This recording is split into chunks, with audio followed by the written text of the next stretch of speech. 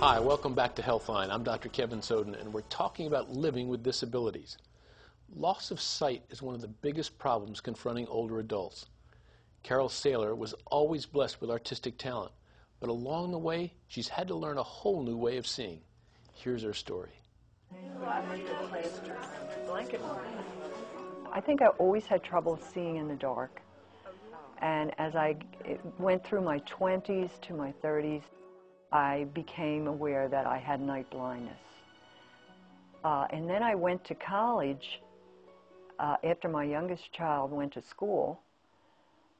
And I knew I didn't see the same way as everyone else. My vision was a little distorted, and my teachers would remark that some of my work looked like El Greco, whom I know now was also visually impaired.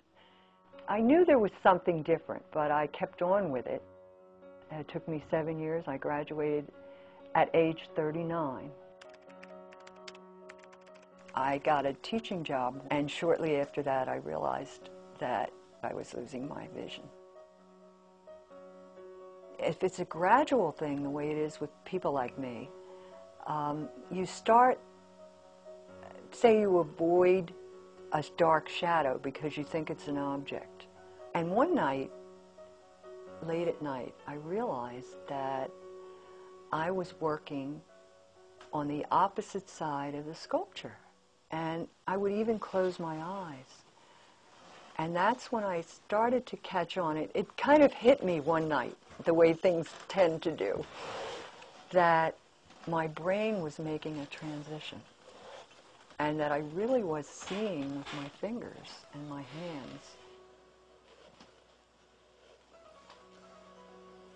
And that's when I said to myself, I'm not going to talk about what I can't do anymore. I'm going to start talking about what I can do. It was an incredible journey.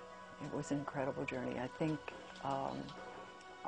if I had known when I started studying art that I was going to be blind, I could have never done all it took to get through, because I did it as a mother of 5 children.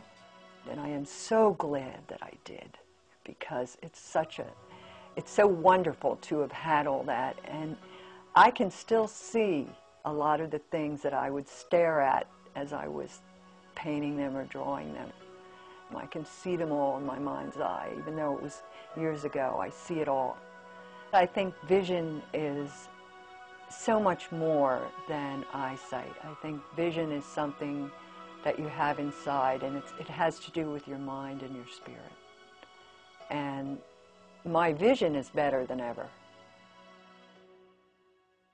Working together, the brain and body can accomplish amazing things, like Carol Saylor seeing with her fingers. We're here with Dr. Ann Kaiser Stearns and Dr. Rebecca Haig-Comley, clinical psychologists who specialize in coping with personal loss and disability. How does the loss of sight or hearing compare to other disabilities, Dr. Comley? Well, I think the loss of sight or hearing is such a dramatic change for most people. The loss of sight is the first, or the beginnings of loss of sight is the first thing that many times we're all confronted with as we age. But in terms of the impact in a disability, it's so dramatic that it can have a much more severe impact. Do they react differently to this kind of sensory loss? No, the studies have not shown that they react differently. What they have shown is that there's a whole process that's pretty uniform among any disability, and they'll go through the same process.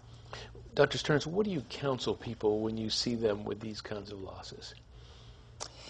To be patient, to be kind to yourself. It takes time to come to grips with things that have happened.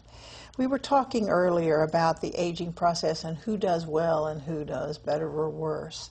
Well, in terms of this business about patience, one of the things we also see in older people is that they know they have less time.